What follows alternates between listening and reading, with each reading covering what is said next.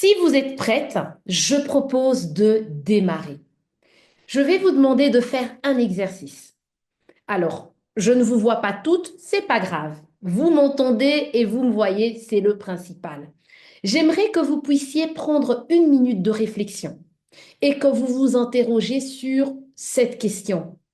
Quelle est la plus grande limite que vous ressentez en tant que femme entrepreneur, femme chef d'entreprise ou même femme salariée ou cadre dans une entreprise?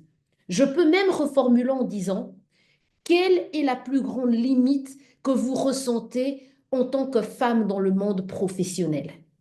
J'aimerais vraiment que nous prenions une minute, voire 30 secondes, pour y réfléchir.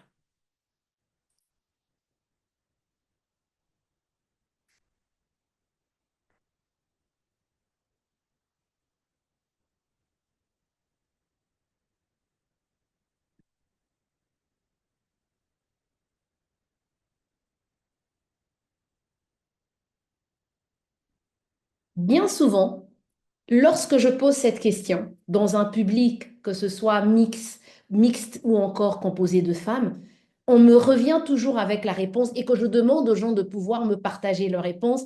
On me dit souvent, mais Alexandra, c'est une question qui est très compliquée, elle est complexe à y répondre. Il y a tellement de limites, tellement de freins que c'est difficile pour moi de ne t'en citer qu'un seul. Alors, mon message aujourd'hui, c'est de dire, on parle d'entrepreneuriat, on parle de carrière professionnelle. Mais souvent, ce qui nous empêche d'atteindre les objectifs qu'on se fixe, d'atteindre finalement le bout du chemin qu'on se fixe, ce sont les freins qui sont devant nous.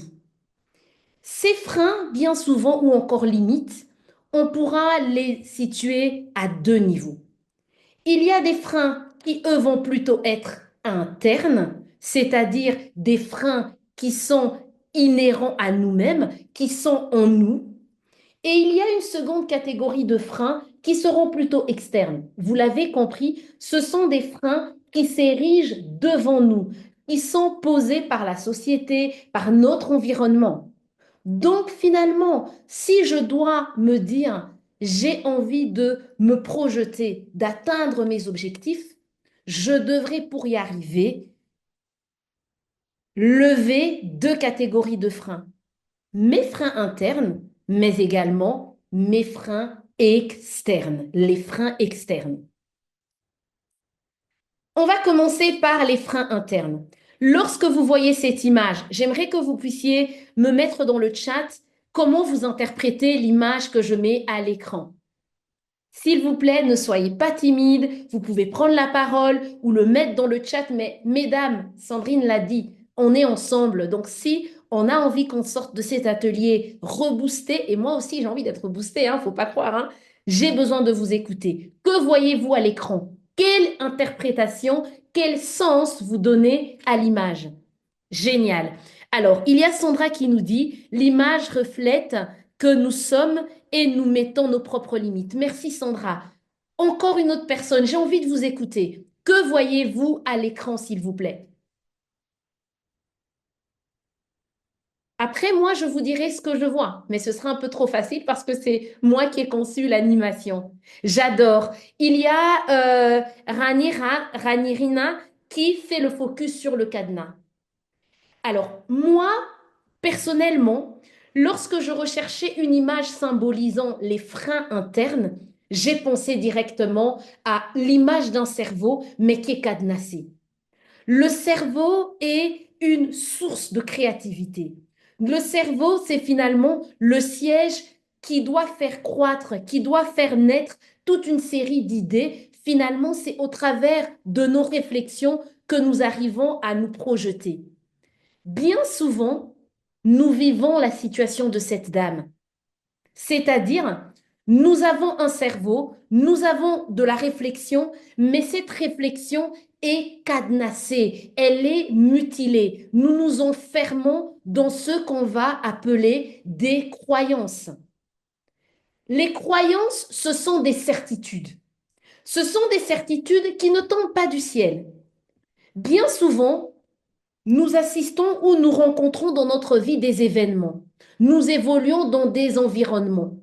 Ces environnements vont, ou ces événements du moins, vont générer en nous des émotions. Des émotions qui peuvent être soit positives ou des émotions qui peuvent être négatives. Ces émotions répétées vont arriver à générer en nous ce qu'on va appeler des croyances, donc des certitudes.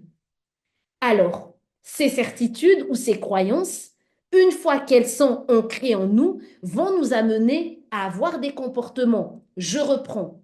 Moi, en tant que femme ou en tant qu'homme, mais ici on va parler des femmes que nous sommes. En tant que femme, je peux être amenée à vivre dans ma vie, dans mon quotidien, une série d'événements.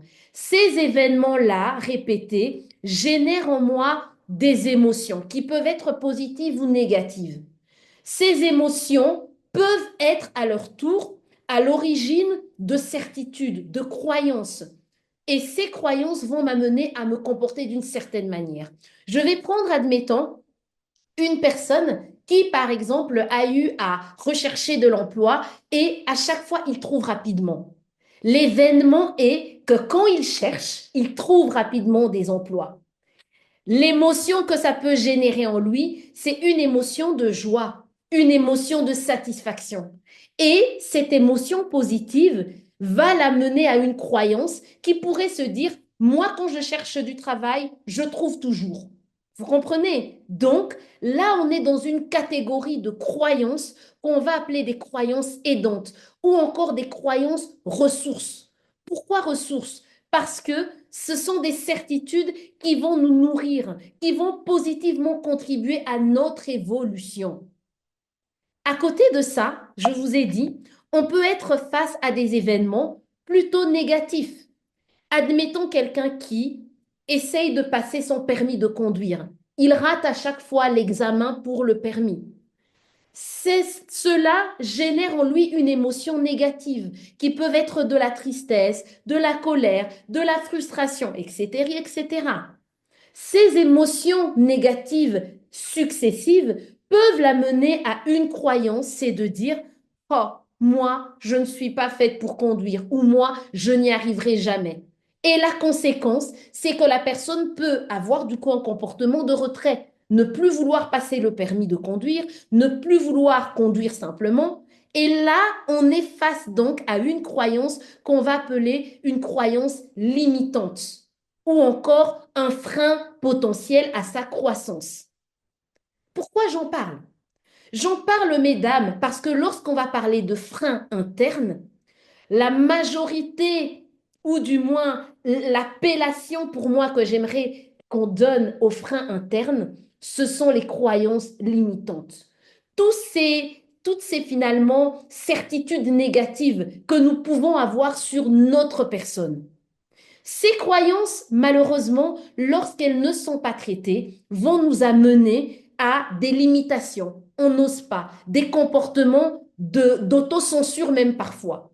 Raison pour laquelle je veux attirer notre attention sur le fait qu'en tant que femme, oui, l'environnement, on va le voir, les freins externes, a une responsabilité, mais nous-mêmes, nous avons une responsabilité. La première responsabilité que j'aimerais que chacune d'entre nous écrive sur papier, c'est de faire un travail sur ses croyances limitantes.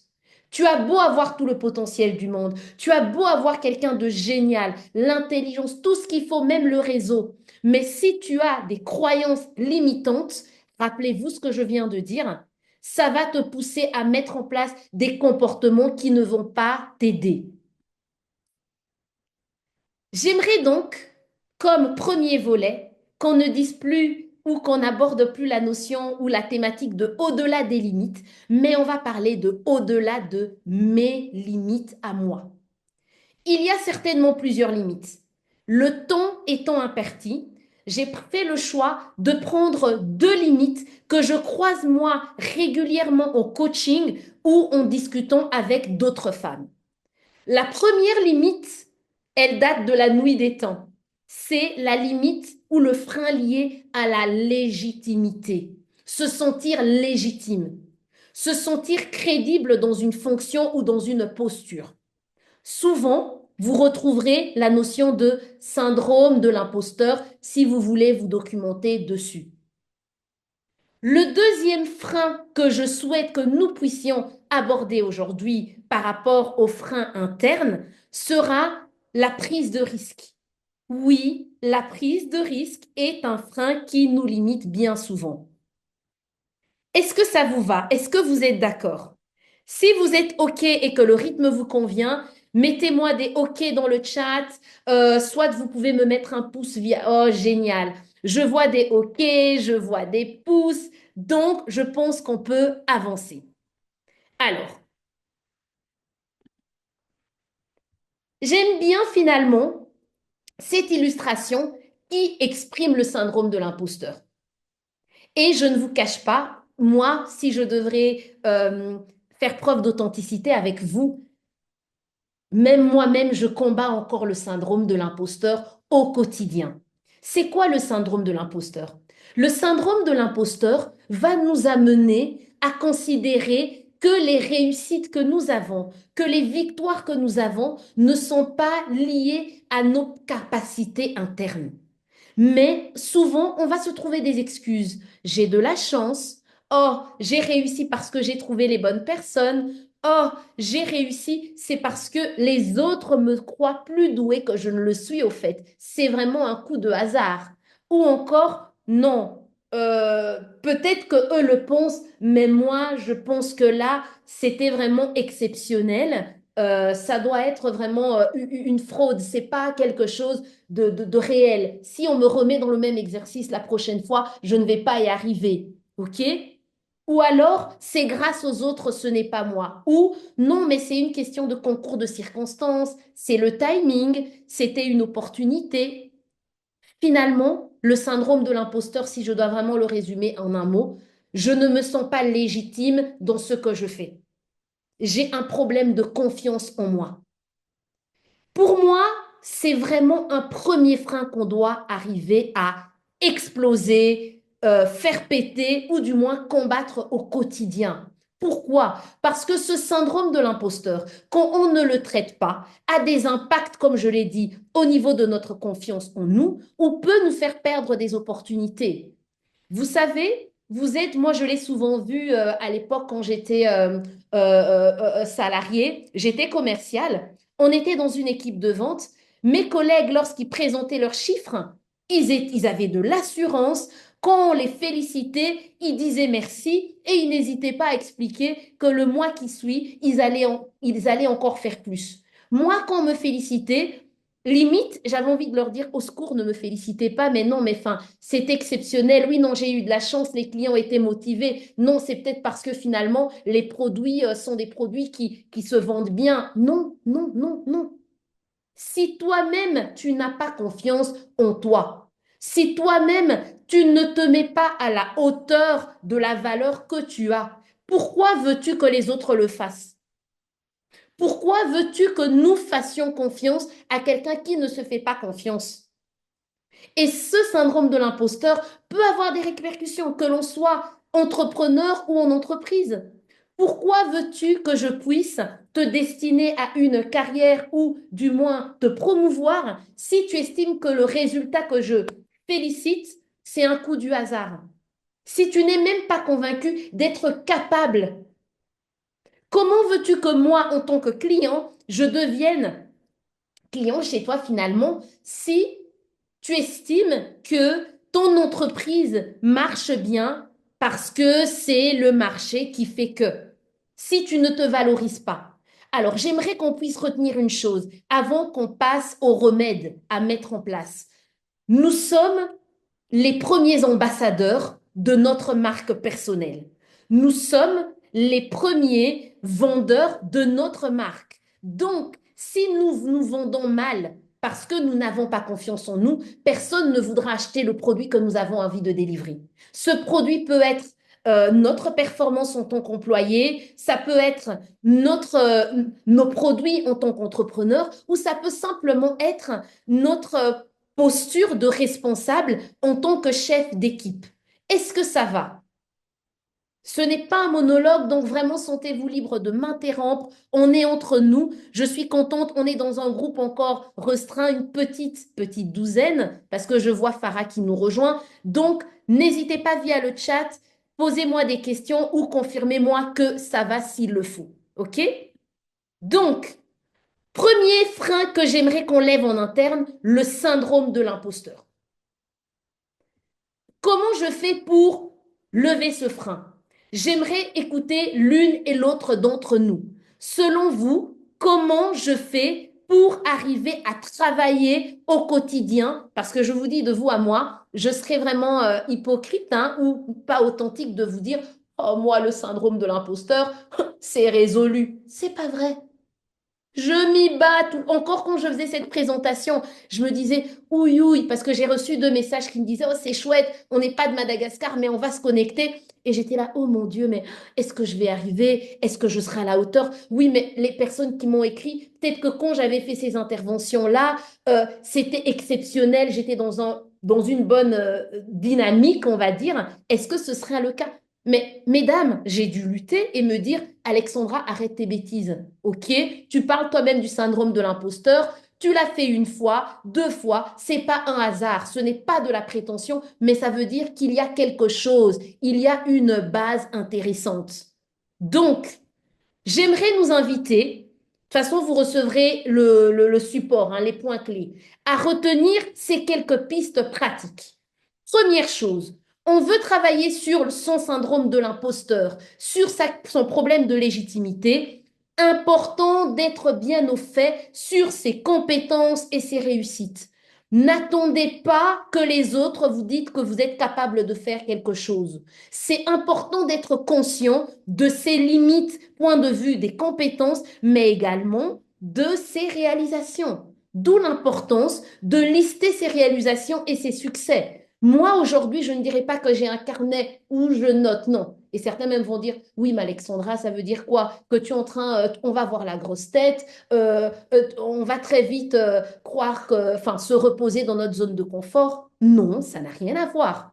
Mon point est de dire, à partir du moment où je suis consciente que j'ai du mal à reconnaître ma valeur, mes compétences, eh ben, je vais pas attendre que ça vienne de l'extérieur. Quand je réussis quelque chose, hop, je vais nourrir mon capital, j'ai envie de dire bienveillance, mais mon capital légitimité.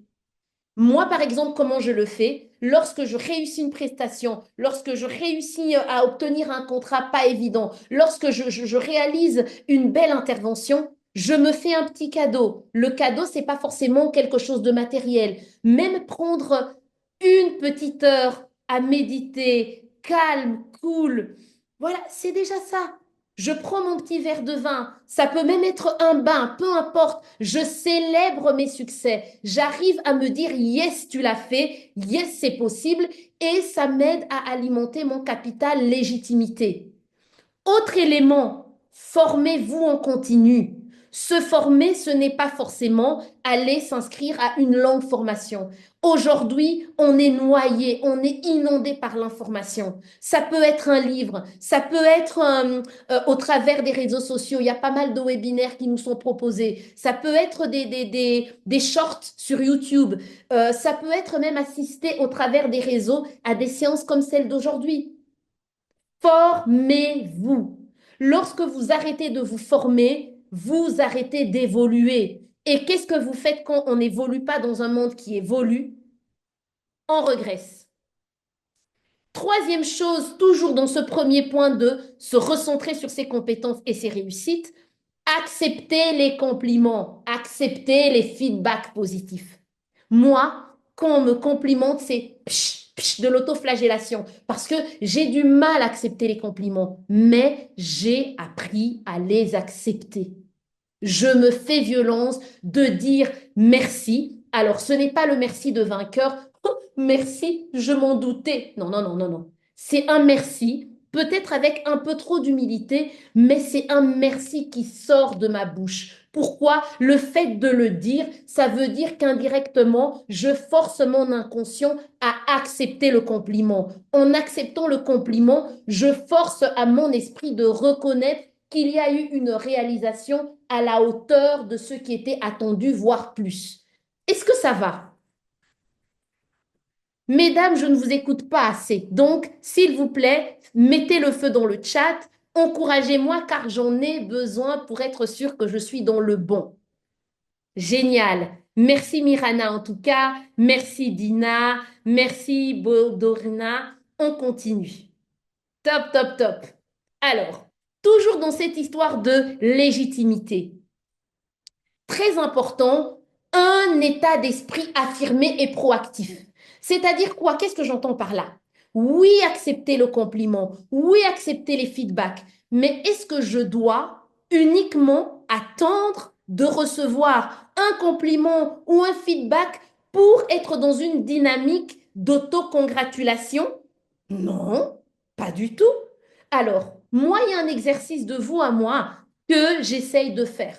Je ne le fais peut-être pas tous les jours parce que l'idée, ce n'est pas non plus de devenir comme Narcisse, miroir, miroir, qui est beau, qui est belle. Non, c'est pas ça.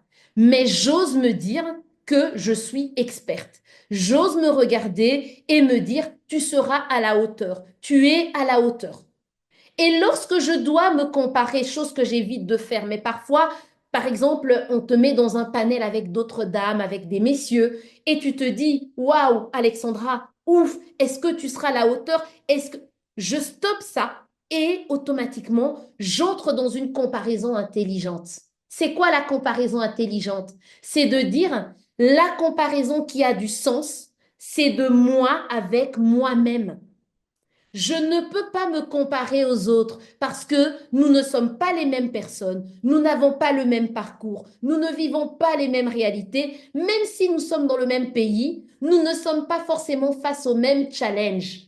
Je suis un produit unique. Donc, si on fait appel à moi dans ce panel, par exemple, quand je vais faire une conférence, c'est que j'ai dans ce panier avec des fruits différents, moi, j'apporterai ma saveur à moi. Donc, la seule comparaison, Alexandra, que tu dois avoir, c'est entre Alexandra d'hier et l'Alexandra d'aujourd'hui. Parce que là, on va dire qu'on a un comparatif qui a du sens. Cette Alexandra est avec des bases, on va dire, comparables quelque part. Et là, on peut voir qu'il y a une évolution. Et là, ça me fait du bien et ça m'encourage. Comment Alexandra menait ses panels ou ses conférences il y a 2 ans, 3 ans, 5 ans, il y a 10 ans, et comment elle le fait aujourd'hui?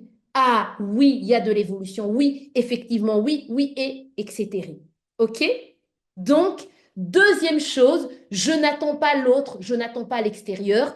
Je travaille à avoir un état d'esprit affirmé en me comparant à mon moi d'hier. Suis-je une version améliorée? Suis-je une meilleure version de moi-même? Si c'est le cas, c'est la seule comparaison qui a du sens. Dernière clé par rapport à cette histoire de légitimité. Personnellement, je l'ai expérimenté et vraiment, je vous le souhaite de tout mon cœur, que la vie mette en face de vous des personnes bienveillantes et inspirantes. Pourquoi? Parce que finalement, ces personnes inspirantes vont vous pousser à vous étirer, vont vous pousser à voir ce qu'il y a de plus et vous donner envie de vous dépasser. Elles vont vous inspirer. Les personnes bienveillantes sont ces personnes qui vont être là pour finalement vous donner des feedbacks constructifs, pour vous montrer que vous n'êtes peut-être pas encore arrivé, mais que vous êtes sur le bon chemin. Vous savez, souvent on parle de feedback, on aime les feedbacks, mais il y a des feedbacks constructifs et des feedbacks qui ne sont pas constructifs. Et souvent on ne fait pas la différence. Vous savez, les feedbacks qui sont constructifs sont ceux qui portent sur ce que l'on fait, sur nos actions. Tiens, Alexandra, j'ai aimé la manière dont tu as animé aujourd'hui. Ce n'est pas, Alexandra, je t'ai aimé aujourd'hui, comment tu étais. Non, ça porte sur ce que j'ai fait. Parce que ça montre que j'évalue ce qui a été fait ou on évalue ce qui a été fait. Donc, ça peut encore évoluer. Les feedbacks non constructifs, souvent, vont porter sur la personne. Tu es négatif, tu es gentil, tu es hautain, tu n'es pas intelligent. Non, qui sommes-nous pour porter un feedback sur la personne? Ça n'a pas de sens. On ne peut pas. Quand je vous donne un feedback sur votre personne et non pas sur les actions que vous avez, c'est comme si je vous mets dans un bocal non évolutif. Quand je vous dis, tu es distrait, tu es quelqu'un de distrait, ça veut dire que c'est votre état. Or, ce n'est pas le cas. Peut-être que vous avez un comportement distrait. Il y a peut-être un problème, il y a peut-être un souci. Pourquoi j'en parle? J'en parle parce que les personnes bienveillantes, vous allez vite les identifier. Ce sont ces personnes qui vont prendre le temps de vous donner des feedbacks qui ne seront pas liés à qui vous êtes, mais à ce que vous êtes pour vous aider à vous améliorer. Lorsque vous venez me dire, tiens, Alexandra, la manière dont tu as cuisiné aujourd'hui ne m'a pas beaucoup plu, il manquait du sel ou il manquait un peu d'épices. Ça ne veut pas dire que je ne cuisine pas bien. Ça ne veut pas dire que je ne suis pas une bonne cuisinière. Ça veut dire simplement que la manière de procéder, le fruit rendu à un instant T égal là, maintenant, n'est pas à la hauteur. Donc, ça me laisse l'opportunité de me dire que c'est possible. Donc, s'il vous plaît, faites le choix de choisir les personnes qui vous poussent à vous dépasser et ces personnes qui sont bienveillantes avec vous-même, qui vous renvoient ce positif et qui vous renvoient ce c'est possible. C'est important pourquoi? Parce que j'aime à le dire, nous sommes la somme au moins des 5 personnes que nous côtoyons au quotidien. Si vous ne vous entourez pas positivement, sachant que vous avez le droit et vous méritez le meilleur, eh bien, vous finirez par absorber toute cette énergie négative et finalement devenir un produit qui ne correspond pas à ce que vous méritez d'être. Est-ce que ça va par rapport au syndrome de l'imposteur? Il y a plein d'autres choses qui peuvent être faites, mais j'ai fait le choix de ces 3 clés et j'aimerais m'assurer que ça va. Est-ce qu'il y a des questions ou est-ce qu'il y a des réactions? Pas de questions? Donc, pas de nouvelles, bonnes nouvelles. On va continuer. Je vous mets cette image à l'écran. De nouveau, je vous ai parlé dans notre frein interne qui était lié à la prise de risque. Souvent, j'ai des personnes qui me disent, vraiment toute humilité, oui, mais toi, tu as de la chance, oui, mais toi... Alors, souvent, je prends le temps de m'asseoir et de leur dire, quand elles le permettent en tout cas, avec beaucoup de bienveillance, au fait, non, je n'ai pas de chance. Je saisis les opportunités. Mais pour saisir les opportunités, ça voudrait dire que je suis très consciente des risques que je suis amenée à prendre. Il y a des gens qui me disent, oui, mais tu as de la chance, ben regarde Madagascar, tu es coprésidente de la commission, alors que c'est un pays que tu ne connais que depuis même pas 6 mois. Alors, parfois, je les arrête en disant, oui, mais comment j'ai atterri à Madagascar? C'était un risque. J'ai pris le risque de prendre ma sacoche de bourlingueuse, de prendre mon billet d'avion et de venir un peu à l'aventure, de découvrir. C'était un risque. Mais ce risque-là, il était calculé parce qu'il y avait peut-être 1 ou 2 personnes avec lesquelles j'étais en contact et de bons amis, mais ça ne présageait rien forcément de concret. Il y a eu ces risques, mais face à ces risques, ça a ouvert à d'autres opportunités. Des opportunités de rencontrer une femme, on va dire, top comme une Sandrine, une Joanne, une Asna, vous qui êtes en face de moi, de pouvoir. C'est juste pour vous dire, mesdames, qu'on arrête de se mentir. Les opportunités ne nous sont pas présentées sur un plateau comme ça d'argent. Prenez opportunité, vous pouvez me manger, je suis là, moi, opportunité. C'est pas comme ça que ça se passe. Qui dit opportunité dit prise de risque. Si vous n'êtes pas capable de prendre des risques, et je parle des risques calculés, alors tous les risques, on ne sait pas toujours forcément les calculer au centième près. Mais si vous n'êtes pas prête à prendre des risques, j'ai envie de vous dire, ce sera peut-être difficile pour vous de pouvoir saisir les opportunités. Pourquoi? Parce que qui dit risque dit opportunité. Qui dit opportunité dit risque. C'est comme ça. Aujourd'hui, même en amitié, même dans une relation, vous ne pouvez pas vous dire, oui, mais j'avais lu quelque part que aimer quelqu'un, c'est prendre le risque de lui ouvrir son cœur tout en lui faisant suffisamment confiance pour qu'il ne le brise pas. Je l'avais lu, ça m'avait fait sourire, mais c'est une réalité. Donc, même là, c'est une prise de risque. D'où mon message, mesdames, saisissons les opportunités, ce qui voudrait dire osons prendre des risques. Je vais donc de nouveau vous présenter trois clés pour nous aider. La première des clés, ben, on est dans les freins internes, sera cette croyance limitante, oh, un risque est mauvais. Non, pas forcément. Un risque n'est pas mauvais. Un risque, c'est juste le fait qu'il y a une probabilité que les choses ne se passent pas forcément comme on le souhaite. Donc, changeons déjà notre perception du risque. Voyons plutôt le risque comme une opportunité plutôt que comme une peur à chérir. Donc, il y a tout un travail à faire. Je redéfinis l'échec. L'échec, il fait mal, ce n'est pas agréable, mais l'échec est thérapeutique. Pour moi, l'échec est un apprentissage. Vous savez, je parle avec ma meilleure amie finalement tout à l'heure. Je lui faisais un partage sur une situation qui me pesait beaucoup. Et à la fin, je lui ai dit, au fait, je réalise que cette situation, c'est comme si c'est une opportunité que Dieu, la vie, comme vous voulez appeler, me donne pour travailler mon indépendance, ma capacité à me nourrir de par mon travail, par mes enfants, par ce que je peux accomplir. Et elle me dit, ah oui, c'est une manière de voir. Et je dis, tant que je ne l'aurai pas fait, peut-être que du coup, la situation ne changera pas. Je n'ai pas dit que c'était facile, hein. Ça fait peut-être un mois que je suis dans le trou, façon de parler, par rapport à ce problème-là. Mais je décide de redéfinir cet échec, si on peut l'appeler ainsi, ou du moins cette situation difficile en source d'apprentissage. Je vous ai dit tout à l'heure, oui, les risques, mais évaluez-les.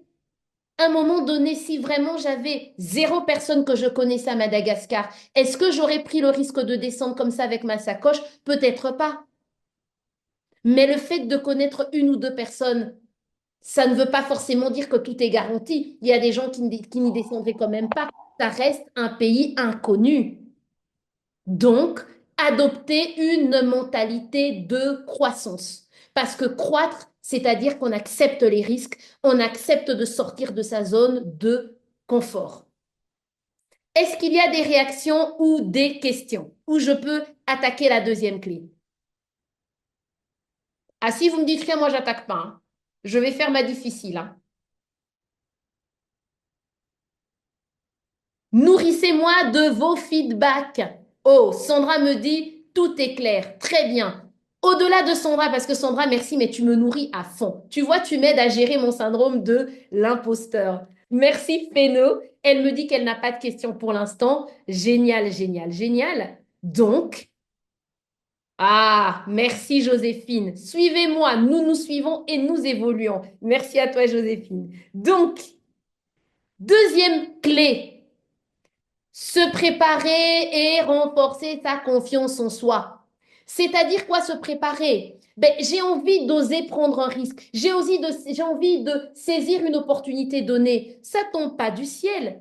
Là, je suis en train d'essayer de structurer une activité que je faisais vraiment déjà, la professionnaliser.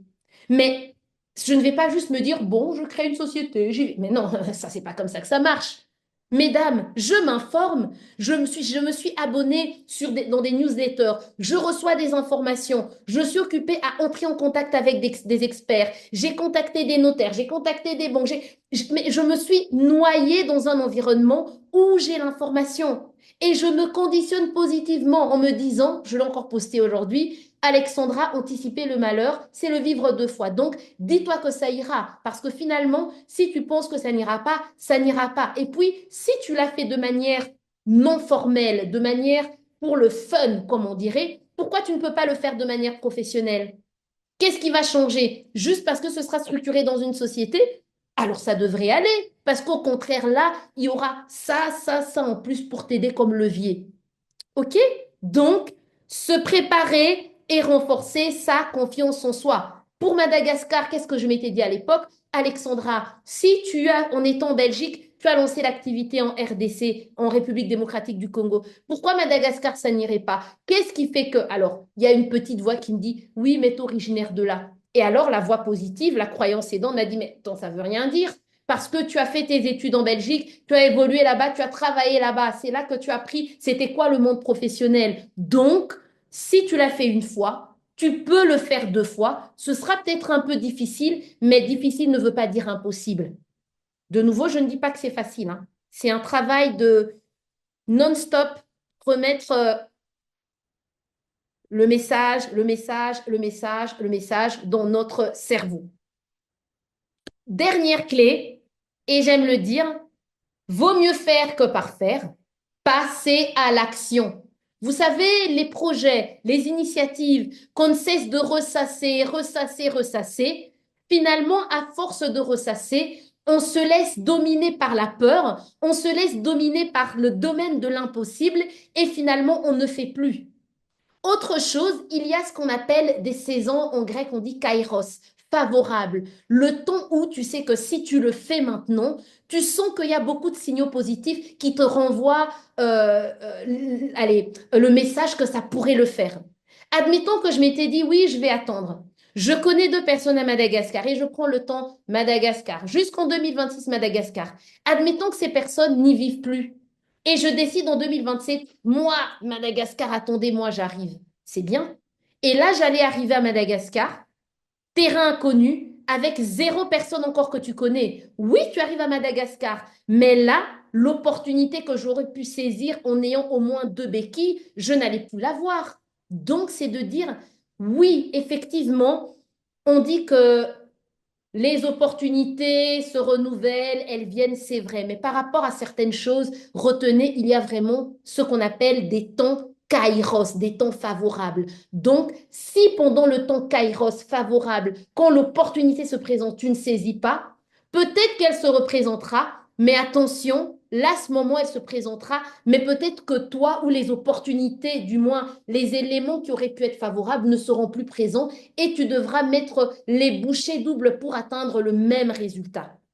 OK? Donc, ça, c'est ce que je voulais voir avec vous par rapport au fait de passer à l'action. Alors, pour celles qui se disent, oui, mais bon, moi, je ne sais pas trop, j'hésite encore, je vais vous dire, c'est simple. Je ne vous demande pas d'aller viser, d'attaquer le Sénégal, la Côte d'Ivoire ou alors la Suisse, mais commencez déjà avec des petits défis personnels. Commencez aussi à être capable de visualiser vos succès. Rappelez-vous, c'est ce que nous craignons qui nous arrive. Et si je suis positif, le positif va tirer également le positif. Si vous êtes OK, moi, je propose que nous évoluions maintenant vers les freins externes.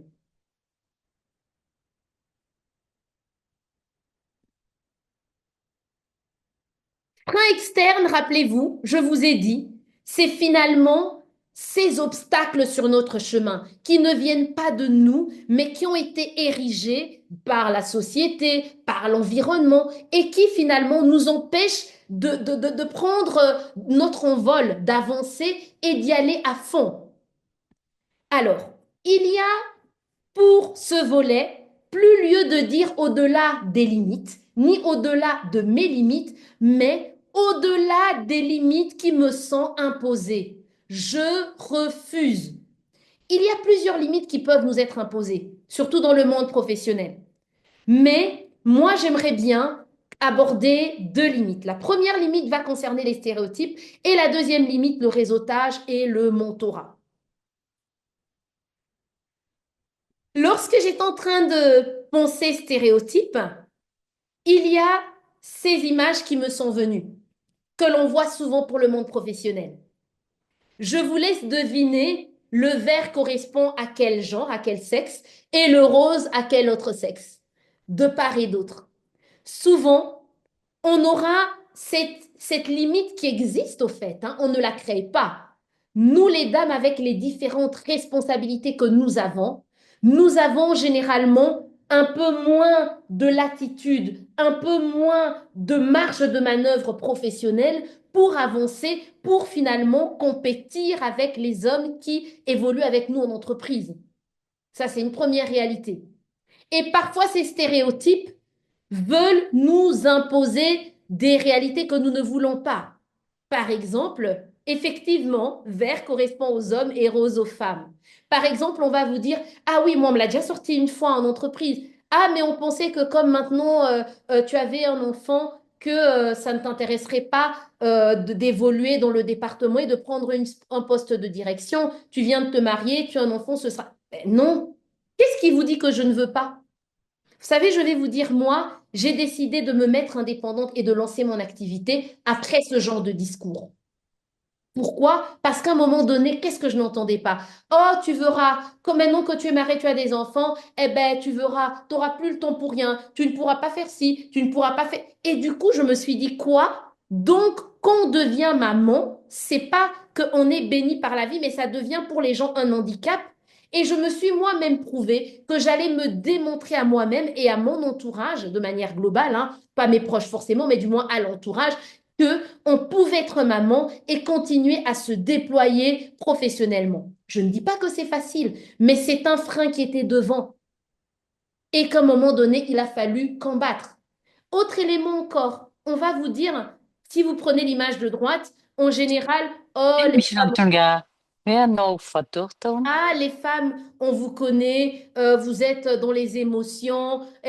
Alors oui, c'est vrai que nous, les femmes, l'émotionnel est beaucoup plus, j'ai envie de dire, alors sans faire de généralité, parce que les hommes aussi ont des émotions, mais on les exprime un peu plus facilement que les autres. C'est vrai qu'on est parfois un peu plus émotive, mais pour moi, aujourd'hui, ce n'est pas forcément un frein, parce que aujourd'hui, pourquoi est-ce qu'on parle d'intelligence émotionnelle?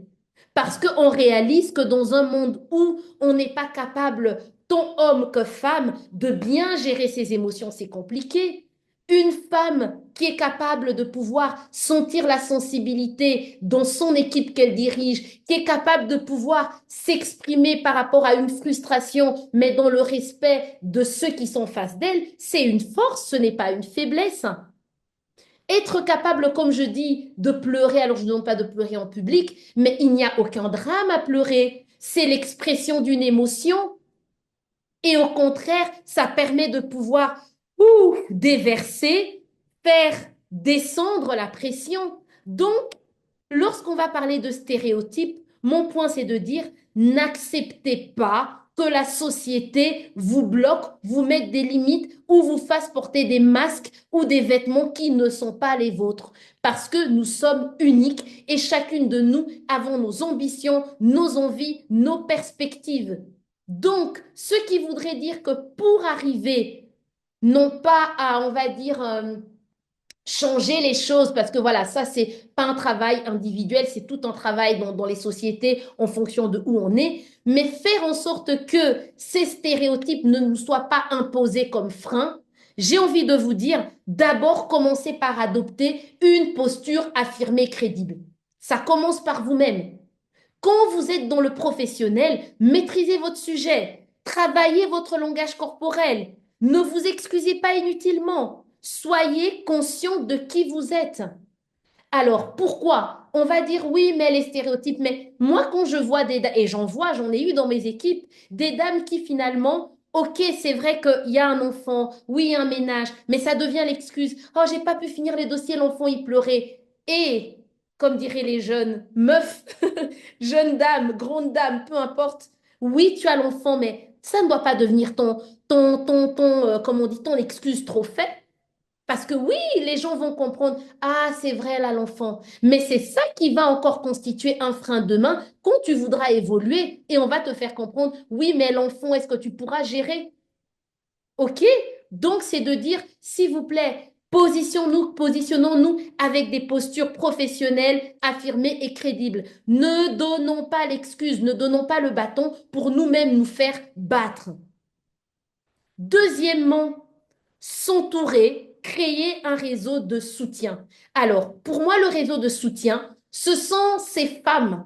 Et ça peut être aussi des hommes, mais des hommes qui sont concernés par toutes ces notions de genre, qui seront là, qui vont créer des cercles d'influence, soit pour vous étirer, des personnes qui seront comme des alliés pour vous ouvrir à des opportunités, des personnes qui vont simplement vous renvoyer le message, Joséphine, c'est vrai que tu as tel problème, panique pas, je suis passée par là, il y a moyen. Vous voyez ce que tout à l'heure Sandrine est en train de dire, qu'on essaye de faire et qu'on met en place avec la commission genre entrepreneuriat féminin. Quand vous vivez une réalité dans votre coin, mesdames, vous allez croire que vous êtes la seule dans le trou. Il n'y a que vous qui avez vécu ou qui vivez la réalité. Mais quand vous vous entourez de ce réseau de soutien, c'est là que les œillères tombent et que vous dites, ah ouais, mais au fait, je ne suis pas la première. Et je vous confirme, vous ne serez pas la dernière en tout cas. Je ne suis pas la dernière à vivre cette réalité. Mais comment fait d'autres qui sont arrivés? Oui, mais ceux qui y arrivent, ils font comment? Oui, mais comment je peux arriver à être propulsé, à être étiré? Comment je peux gagner du temps? Les mentors, les réseaux, c'est à ça que ça sert. Ça sert à nous booster, nous fortifier, mais à nous faire gagner du temps. Donc, s'il vous plaît, entourez-vous de personnes, j'ai déjà dit bienveillantes, mais au-delà de ça, créez-vous un réseau de soutien parce que ça va vous aider. Là, on va vous dire, ce n'est pas possible d'accéder à un conseil d'administration, toi, en tant que femme. On va peut-être pas dire femme, hein, mais oui, mais on pense qu'avec ton profil, ce sera compliqué. Le réseau de soutien, qui sait, peut vous donner l'opportunité de dire, Linda, donne-moi ton CV. Oui, pourquoi pas s'il y a une opportunité, je vais. Nous sommes le fruit d'opportunités ou de mains qui nous ont été tendues. C'est comme ça que nous-mêmes, demain, si nous sommes honnêtes et bienveillants, nous avons le devoir de tendre la main à d'autres. D'où l'importance de valoriser cette sororité, pas pour faire un club de féministes, mais pour se dire, on est ensemble, on vit des réalités similaires, et ben au lieu de nous combattre, serrons-nous les coudes, serrons-nous, donnons-nous la main et avançons ensemble en nous refilant des opportunités. Et enfin, dernier point, ben, stratégie de communication. C'est important et je le dis. Pourquoi? Parce que, rappelez-vous quand j'ai commencé, quand je parlais du syndrome de l'imposteur, ça nous suit encore même ici. On aura des stéréotypes sur nous, c'est vrai, mais pour au-delà de la posture et du réseau, pour arriver à faire entendre notre voix, à faire entendre le fait que je suis capable, j'ai des idées. Non, le fait de devoir gérer deux enfants, ce n'est pas une limite pour moi. Je suis capable de pouvoir gérer mes dossiers. Mais il faut que je le dise. Il faut que je puisse moi-même respirer, dégager ces choses. Vous savez, j'ai un de mes premiers managers qui m'avait dit, Alexandra, ce qui pourrait constituer un frein pour toi dans ta carrière, c'est que quand tu as des idées ou quand tu as des réalisations ou quand il y a des choses positives, tu n'en parles pas. Pour toi, au fait, avec toi, que ça aille positivement ou qu'il y ait des challenges, dans les réunions, c'est pareil, y a pas. Et tu as tes collègues qui ne rapportent même pas des dossiers forcément, enfin, pas toujours comme toi, mais eux-mêmes, pour un petit dossier à 500 dollars, ouais, enfin 500 euros, ouais, ils y vont à fond. Parle. Et il m'avait dit aussi, Alexandra, tu dois être capable de te dire, après X années d'expérience dans l'équipe, je ne suis plus junior. Mais quand à chaque fois un nouveau arrive et tu es, moi aussi je vais à peine. Non, arrache le titre qui est à la hauteur de ta seniorité. Sois capable de pouvoir dire non. Ose négocier. Qui ne risque rien à rien. Est-ce que ça va? J'espère que je ne vous bouscule pas trop, mesdames, hein. Et pas vous me dites, oh, on a assisté à ça, elle nous a bousculé, et puis ça fait trop de choses. Moi, les freins, je vais pas arriver à les casser, à les bouger. Vraiment, j'espère que je ne suis pas trop bousculante, mais suffisamment que pour vous donner envie d'y aller à fond. Est-ce que ça va? Parce que nous approchons de la fin. Il me reste encore un frein extérieur à voir et je vais conclure. Super. Il y a Mirana qui me dit qu'elle adore être bousculée. J'adore, moi aussi j'adore être bousculée. Donc on est deux. Merci à toi Sandra. Alors, effectivement, qui ne tente rien n'aura rien. On est d'accord, Aingo. Alors, nous continuons et nous allons aborder le dernier frein. Il y en a plusieurs hein, au niveau externe, mais c'est un réel frein. Vous savez, mesdames, Je suis d'origine congolaise et au Congo, il y a une expression, je vais le dire en lingala et je vais le traduire en français. Le lingala, c'est la langue nationale. On dit Basi Batonga Mbokate. Les femmes ensemble ne construisent pas un pays. Les femmes ensemble ne sont pas capables de produire un résultat. C'est ça que ça voudrait dire. Il est vrai qu'il y a une catégorie de femmes ensemble qui ne permettent pas d'obtenir un résultat. Pourquoi? Parce que c'est un peu comme un panier à crabes. On se pousse vers le bas. On ne veut pas donner l'opportunité à l'autre. On fait son self-marketing. Il n'y en a que pour moi, moi, moi. On voit l'autre comme un ennemi ou une ennemie. Mais moi, j'ai envie de nous encourager parce que autant j'avais été longtemps déprimée par cette catégorie, et elle n'est pas négligeable, et on a beaucoup, que la vie m'a fait le cadeau de pouvoir être aussi entourée de beaucoup, alors beaucoup, que ce soit à Madagascar ou en Belgique ou encore au Congo, de merveilleuses femmes qui, elles, mais c'est vraiment des bénédictions pour moi, comme je dis. Parce que finalement, ce sont ces personnes qui osent parler de toi quand tu n'es pas là. Ces personnes qui sont présentes, qui peuvent voir que tu n'es pas bien même derrière un sourire. Ou simplement ces personnes qui sont occupées à être là même quand tu ne sais pas être là. Je vais, c'est pas pour la vanter, je ne sais même plus si elle est connectée. Je vous partage simplement ma coprésidence avec Sandrine. C'est une expérience magnifique. Vous savez qu'on m'a dit, tu vas être avec Sandrine, vous allez être toutes les deux présidentes. Je me suis dit, oulala, là là, comment ça va se passer? Mais je ne connais pas encore très bien les femmes à Madagascar. Mais à deux, est-ce que du coup, j'aurai en face de moi une dame, elle est déjà bien introduite? Est-ce que du coup, elle ne va pas plus se positionner? Moi, je serai mise à l'écart. Mesdames, rien à voir. C'est pour vous dire que ne restons pas sur les anciens clichés. Il y a des personnes magnifiques qui existent. Je n'ai pas eu vent d'une réunion, d'une discussion où non. Il y a la collaboration, il y a ces discussions, il y a cet échange, il y a ce oh attention, j'ai eu telle conversation, je vais te briefer. Oui, oui, il y a Sandrine, mais Sandrine n'est pas la seule. Sandrine représente toutes ces autres femmes que vous êtes, je suis sûre, que je m'évertue et je me bats d'être et de continuer à être au quotidien, qui ont compris que Basi Batonga Mboka, comme a dit une femme qui a lancé un réseau pour les femmes, et elle a changé l'expression la lingala en disant les femmes construisent le pays.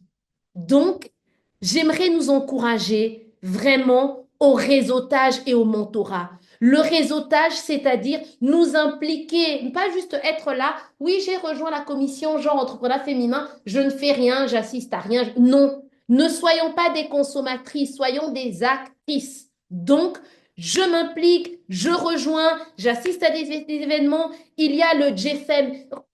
Rejoignez toutes ces associations parce que finalement, nous nous complétons. Nous sommes là, nous faisons des activités ensemble. C'est l'occasion pour vous de voir d'autres femmes avec leur réalité, mais pour vous booster également.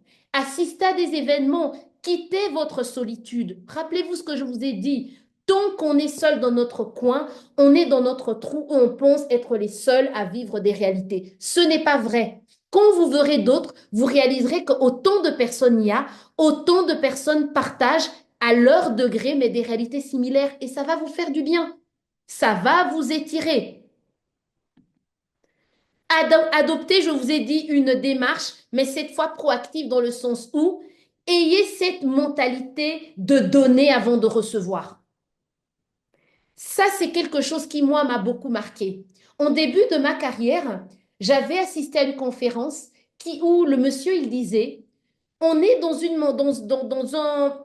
un monde, on va dire, dans une génération où on a beaucoup tendance à vouloir d'abord recevoir pour donner. Mesdames, ça ne marche pas comme ça.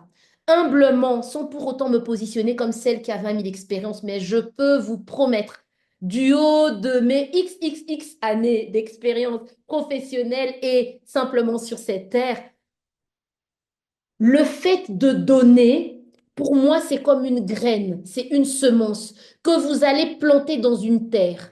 Quelle terre, vous ne savez pas. Mais lorsque vous mettez dans une bonne terre, qu'est-ce qui va se passer?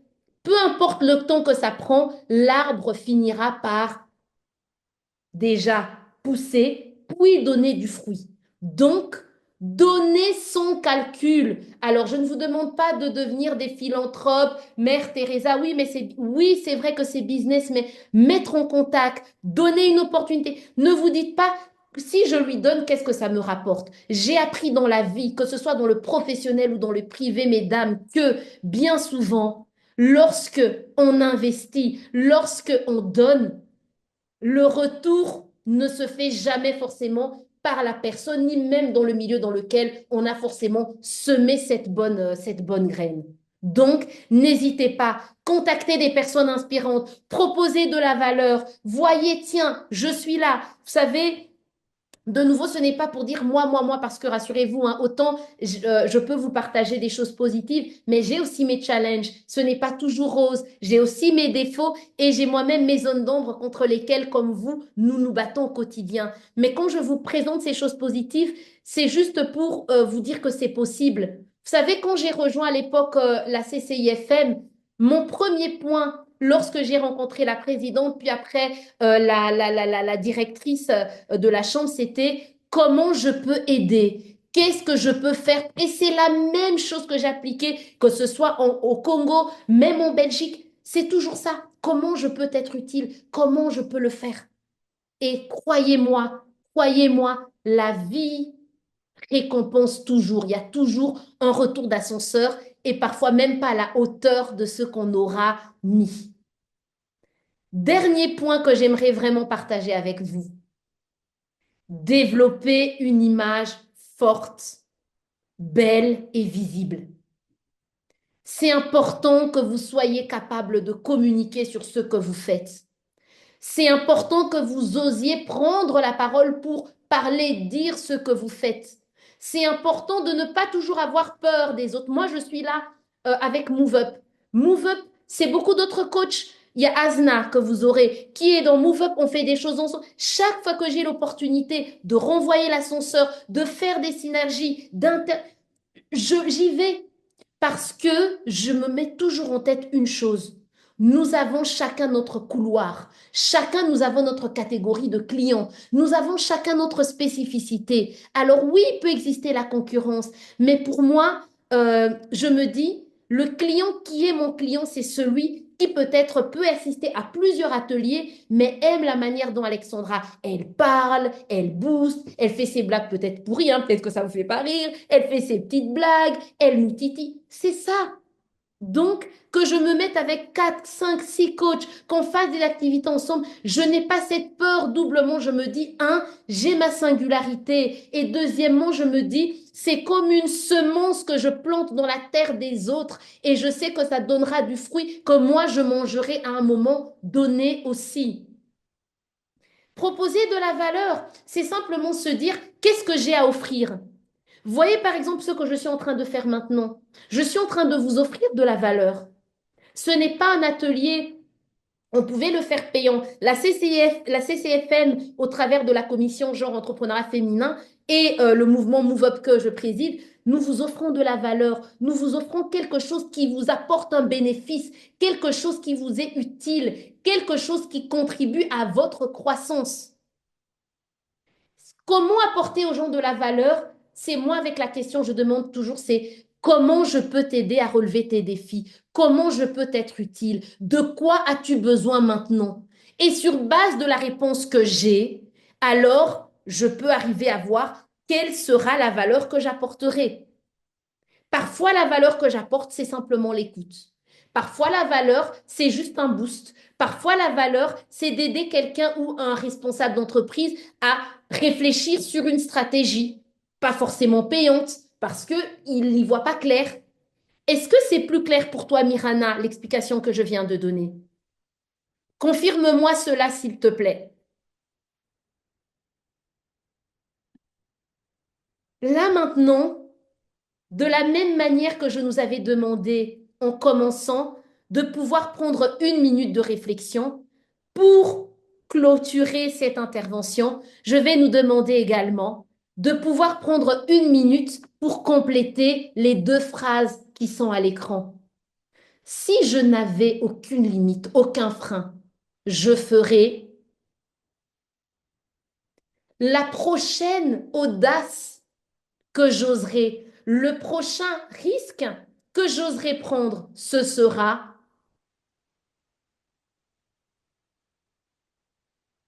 je vous laisse encore quelques secondes pour au moins initier la réflexion.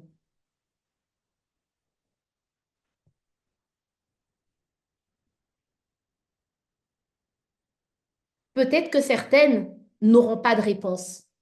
J'ai envie de leur dire, soyez indulgente et bienveillante avec vous-même. L'idée ici, ce n'est pas que vous repartiez avec les deux phrases complétées.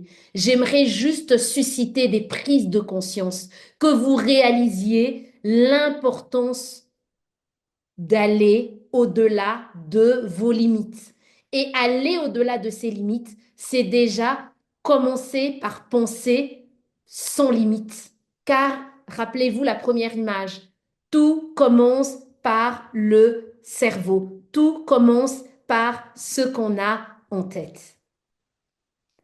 Pour conclure, j'aimerais vous dire, c'est vrai que les limites existent et on serait hypocrite de vous dire qu'elles n'existent pas, tant en externe, mais aussi en nous-mêmes. On ne choisit pas d'avoir des limites. Par contre, on choisit de les conserver. Donc, j'aimerais que vous puissiez retenir ceci. Oui, les limites existent, mais elles ne définissent pas ma réussite. Ce qui définira ma réussite, c'est ma capacité à me lever, à prendre conscience du fait que ces limites, je peux les repousser, je peux les bouger, je peux bouger les choses et quitter le statu quo. 4 résolutions avec lesquelles j'aimerais qu'on puisse partir sont les suivantes. Osez. Osez être la meilleure version de vous-même. Osez prendre des risques calculés. Osez parler de vous. Osez vous positionner comme l'experte que vous êtes. Osez voir la valeur que vous avez. N'attendez pas les autres. Deuxièmement, s'entraider. Serrons-nous les coudes. L'autre, je ne dis pas n'importe quel autre, mais l'autre bienveillant, l'autre qui est en face de moi peut être une source d'opportunité. Mais vous savez, avant que l'autre soit cette source d'opportunité, que je commence d'abord moi-même à me positionner comme une opportunité pour les autres. Parce que j'attire qui je suis. Si aujourd'hui, je veux avoir des personnes bienveillantes autour de moi, j'ai intérêt d'abord à travailler, à cultiver cette bienveillance. Si je veux que des opportunités me soient amenées, eh ben, j'ai intérêt d'abord à moi-même commencer à être dans la culture du donner pour après recevoir. Troisième élément, croyez en votre potentiel. Pourquoi? Parce qu'il y a un potentiel. Peut-être qu'il n'est pas exploité, mais il est là. Donc, croire en votre potentiel, c'est prendre la responsabilité, accepter la responsabilité de pouvoir investir dans ce potentiel. Rappelez-vous, formez-vous, prenez du temps pour vous, prenez le temps de faire en sorte que cette valeur qui est encore enfouie, qui est présente, soit pleinement exploitée et que demain, le plus tard possible, j'espère, si vous n'êtes plus des nôtres, que en tout cas vous puissiez vous dire lorsque vous allez expirer une dernière fois, ah, j'aurais vécu, j'aurais exploité le potentiel que j'ai si généreusement reçu de la vie, de Dieu, peu importe, mais que j'ai reçu en tout cas. Et enfin, je ne pourrais ne pas le dire parce que ben voilà, c'est vraiment une bataille pour moi de pouvoir motiver les femmes à ça. Rejoignez des communautés de soutien. Les communautés de soutien ne sont rien d'autre que toutes ces chambres de commerce. Je vous ai parlé de la CCIFM, ça peut être le GFM, ça peut être MoveUp, tout ce qui est réseau qui va vous alimenter. Venez retrouver, humblement je le dis parce que voilà, moi j'aime bien booster. Venez retrouver des Sandrine qui vont vous booster, des Alexandra qui vont vous booster, des Asna qui vont vous booster. Venez parce que finalement, seul, on va peut-être vite, mais ensemble, on va beaucoup plus loin.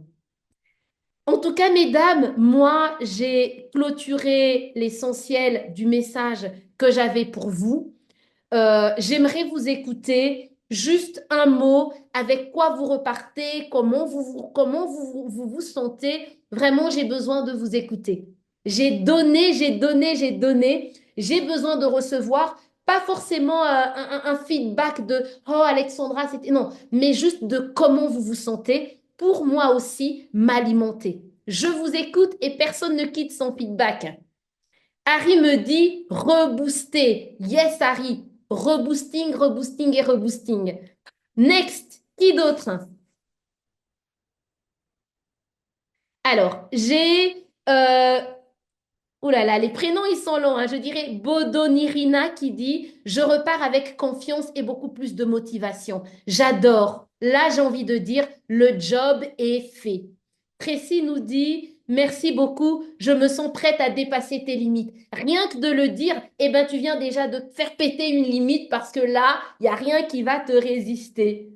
Il y a Aingo qui dit s'accomplir, c'est se dépasser. J'ai de la gratitude d'assister à cet événement avec vous. Merci à toi et merci franchement pour ton feedback parce que ça me fait du bien et tu me redonnes du sens dans ce que je fais.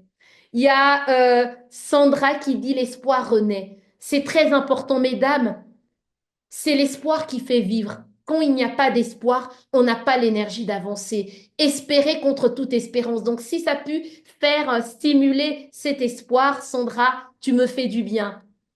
En tout cas, les autres, j'espère que comme toutes celles qui ont donné le feedback, vraiment que vous avez passé un bon moment. Nous vous enverrons ces quelques clés. Et pour le reste, je vous souhaite un magnifique mois de mars et simplement une magnifique année, hein. Il n'y a pas que le mois de mars, hein. Moi, je dis mars, c'est tous les jours, quoi. Le boosting des femmes, c'est tous les jours. Donc, magnifique journée, plein de bonnes choses. On garde contact et j'espère vraiment vous retrouver très très rapidement pour d'autres activités de la commission du genre et entrepreneuriat féminin de la CCIFM, d'autres activités Move Up et vraiment je vous envoie du positif, que du positif. Si vous êtes OK, je vous propose de clôturer. Je vais encore lire quelques messages. Merci à vous, merci Sandra, merci Ra, merci Harry et Feno qui dit je repars avec une belle motivation et je commencerai avec un défi personnel. Merci pour le boosting, ça tombe à pic pour moi personnellement. Top, top, top, top. Que du positif à nous toutes et à bientôt. Au revoir mesdames.